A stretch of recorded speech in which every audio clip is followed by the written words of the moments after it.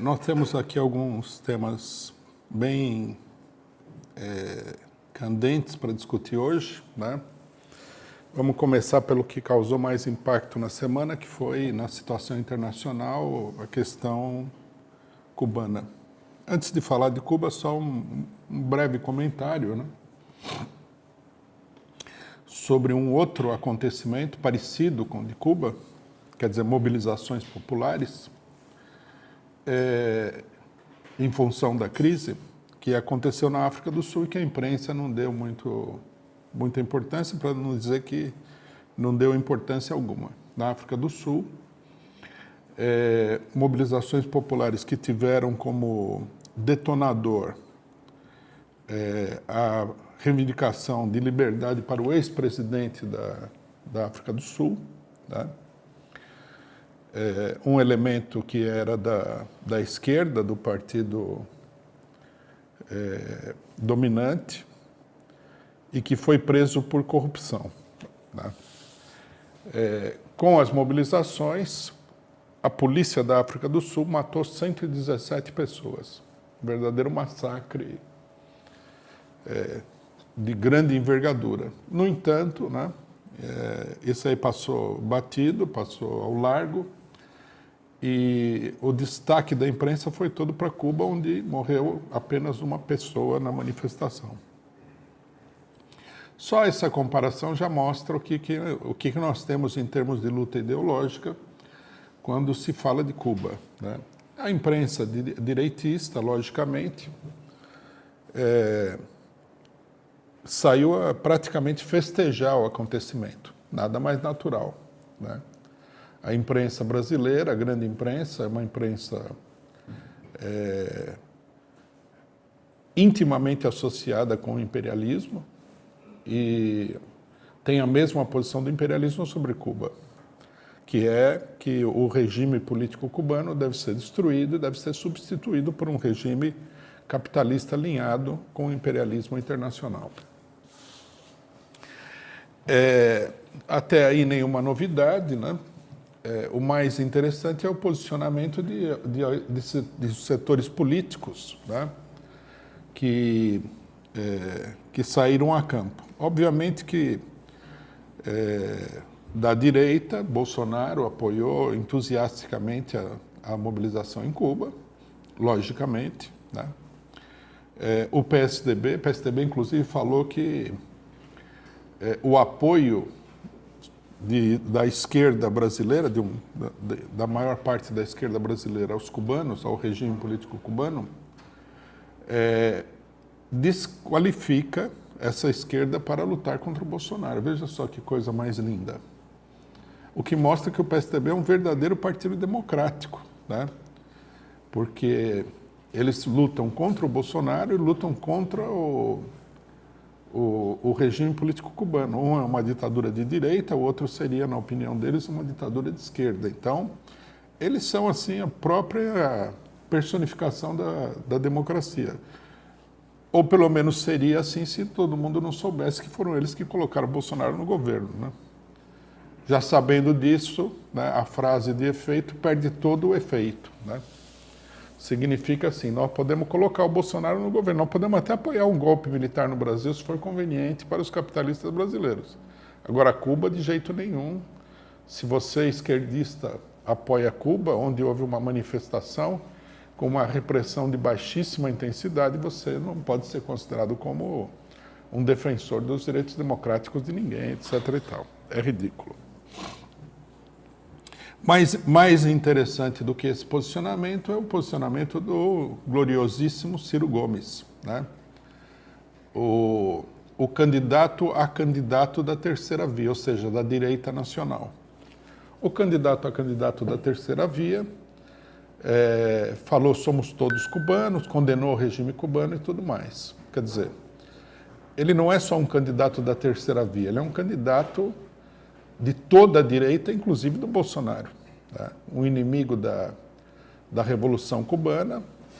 E aqui, né, eu acho que muita gente já perdeu a fantasia, já perdeu as ilusões no posicionamento do Ciro Gomes como sendo um posicionamento de esquerda. Mas isso daqui, digamos, é a pá de cal, né, na questão. O Ciro Gomes se alinha aberta e diretamente com o imperialismo, né? Quem não tinha entendido o que é um Ciro Gomes, entendeu agora. Ciro Gomes está abertamente alinhado com o imperialismo. Uma parte da esquerda, uma parte inclusive considerável da esquerda, apoiou o governo cubano, que é positivo, né? Independentemente das divergências sobre a questão política nacional. Mas, né, uma outra parte da esquerda se colocou contra o regime cubano e apoia as manifestações. E qual é essa parte da esquerda, né? É um bloco político que a gente precisa... nós já identificamos esse bloco político em várias oportunidades anteriores, mas é importante salientar, é importante reafirmar claramente, né, a identidade política desse bloco. Nós temos aí o PSTU, né, o famoso PSTU, desmilinguido, mas famoso. Nós temos aí toda uma parte da esquerda que se diz trotskista do PSOL, né? Grupos como a CST, o MES, a esquerda marxista, o pessoal que tem o jornalzinho na internet Esquerda Diário, né? Todos esses grupos, nós vamos falar um pouco mais desses grupos para frente, no momento vamos só ver a caracterização da situação cubana, se colocaram contra a repressão em Cuba, né? Inclusive uma parte deles, né, está fazendo campanha aí pela libertação de pessoas que foram presas nas manifestações, né? Se a gente for pegar o posicionamento mais nítido nesse sentido, que é o do PSTU, né, os outros são derivados, né, sempre há nuances, sempre há uma ideia aqui, outra colar que é um pouco diferente, mas a do PSTU é muito clara, assim como as ideias do PSTU foram as mais claras desse bloco durante o golpe de Estado de 2016, que o PSTU apoiou abertamente, fez campanha a favor do golpe de Estado. Segundo o PSTU, o que acontece em Cuba é o seguinte, e essa segundo eles e vários outros grupos que se dizem trotskistas, né, seria a posição correta do ponto de vista marxista, do ponto de vista revolucionário. Cuba é um país capitalista, segundo eles. A restauração capitalista foi efetuada em Cuba. Na matéria deles, eles não explicam muito bem, né, onde é que está essa restauração capitalista. Eles citam alguns exemplos que são secundários, por exemplo, que uma parte do setor de turismo está na mão de capitalistas privados. Mas isso daí não é uma restauração capitalista. A restauração capitalista constitui na entrega aos capitalistas do setor fundamental da economia, né? Na União Soviética, na época de Lenin, havia economia privada. O governo soviético ofereceu partes da economia para exploração privada, né? A colocação dos bolcheviques era muito clara. Desde que nós mantenhamos o controle do essencial da economia, não podemos fazer concessões aos capitalistas para reforçar a economia soviética numa determinada situação. Quer dizer, hotéis não é exatamente embora seja uma fonte de renda importante para Cuba, uma fonte de divisas principalmente, né? Não é aí que está o centro da economia cubana. O centro da economia cubana está na produção de açúcar, que é o maior produto de exportação cubano, e na indústria cubana, né? Segundo consta, a maior parte dela continua nas mãos do Estado. Eles, inclusive, apontam que o Estado cubano fez uma associação para vender o famoso charuto cubano fora de Cuba, com empresas comerciais. Isso também não qualifica como restauração capitalista, né? É uma coisa totalmente equivocada. Bom, como segundo o PSTU, Cuba é um país capitalista, né? O povo, logicamente, é explorado, né? É a mesma coisa que a Colômbia, digamos assim, né? O povo é explorado, né? Porque são capitalistas aí que estão controlando a economia. E, logicamente, que qualquer que seja o sentido da mobilização contra Cuba, nós temos que apoiar. Esse é totalmente falso, né? Primeiro, é falsa a tese da restauração capitalista. Pode ser que, forçada pelas circunstâncias, né, a burocracia cubana leve o país para uma restauração. Pode ser que aconteça. Não é uma coisa que esteja completamente fora. Mas até agora não aconteceu isso exatamente. Agora, suponhamos que houvesse essa restauração capitalista, né? A restauração capitalista em Cuba é motivo para você se alinhar com a política do imperialismo? Porque na Venezuela, a Venezuela é um país capitalista, a Venezuela não é um país socialista, não é um Estado operário, não foi expropriada a propriedade privada. A Venezuela é um país onde predomina o capital. Apenas que a Venezuela tem um governo de esquerda, nacionalista. Se o imperialismo tentar derrubar o governo de esquerda na Venezuela capitalista, nós temos que ficar a favor? Não, de jeito nenhum. Assim como nós não temos que ficar a favor quando o imperialismo tenta derrubar o governo de esquerda no Brasil, também capitalista, da Dilma Rousseff. Né? A gente vê aqui que o PSTU, por não levar em consideração na sua formulação, um dos problemas mais importantes da luta política internacional nesse momento, que é o problema do imperialismo, da relação entre os países imperialistas e as nações atrasadas, oprimidas pelo imperialismo, ele se transforma, por essa ausência de caracterização total, né? Ele se transforma num braço do imperialismo, quer ele queira, quer ele não queira. Porque, segundo essa definição, qualquer tipo de movimento popular, né, em qualquer país, tem um caráter progressista, tem um caráter revolucionário e tem que ser apoiado, mesmo que esse movimento seja um movimento relativamente artificial e seja um movimento impulsionado diretamente pelo imperialismo.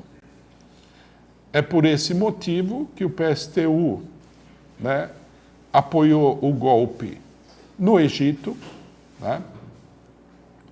É muito importante lembrar essas coisas.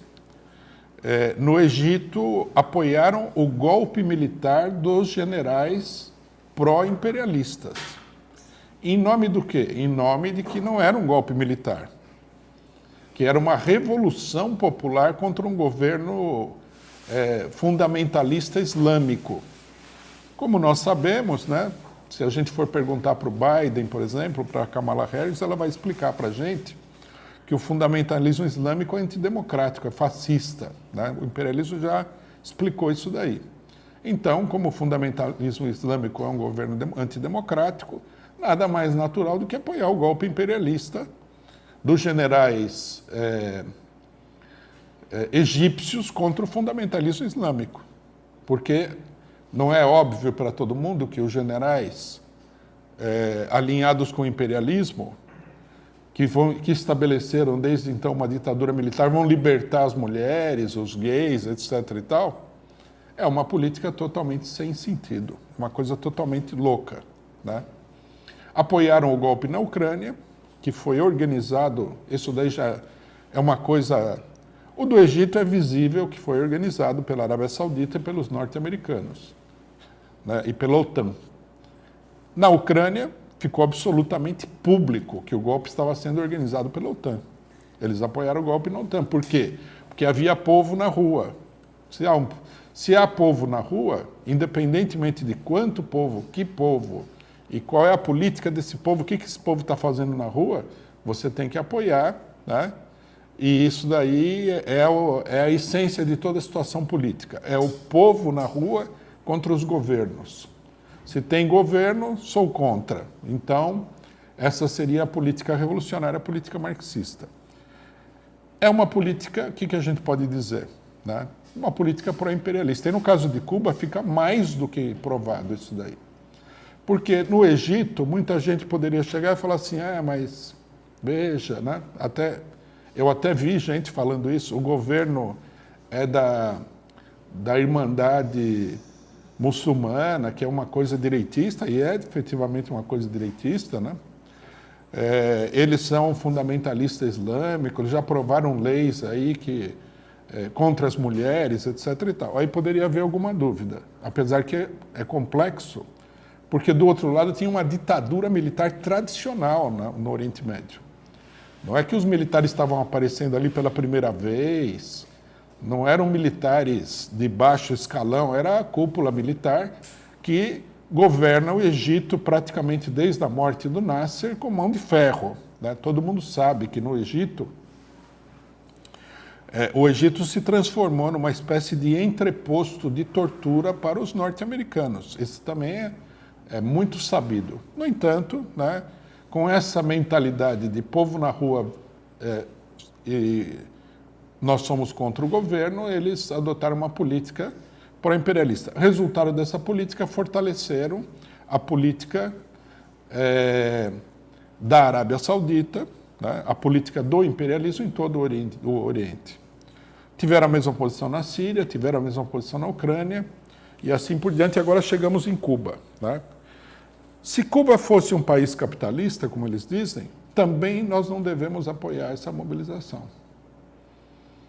Essa mobilização não é uma mobilização revolucionária, né? Alguém pode dizer, né, aqui a gente pode, não temos problema nenhum de analisar concretamente a situação.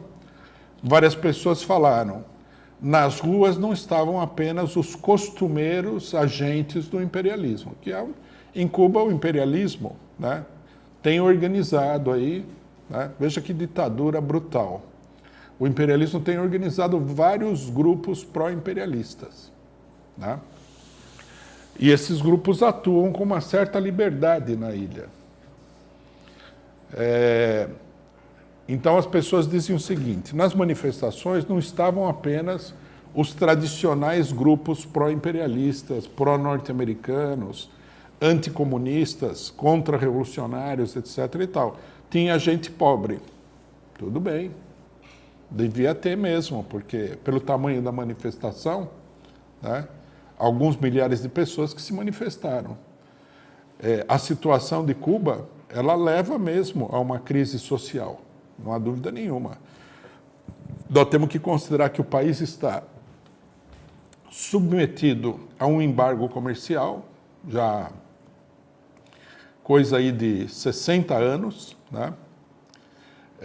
Está submetido a uma pressão constante do imperialismo e agora, no meio da pandemia, a situação, logicamente, que piorou, né? Não é que o governo cubano tenha feito nada de especial, a situação piorou em todos os lugares, né? A imprensa burguesa, logicamente, que oculta isso, oculta que houve levante na Palestina, né? Na Palestina não, houve levante dentro de Israel, da população árabe, houve um levante popular muito grande na Colômbia, está acontecendo, no Chile, no Equador, em inúmeros países do mundo. Agora, numa ilha submetida a um embargo comercial pelo país mais poderoso do mundo, imagine se isso daí não pode acontecer também, né? É uma crise social.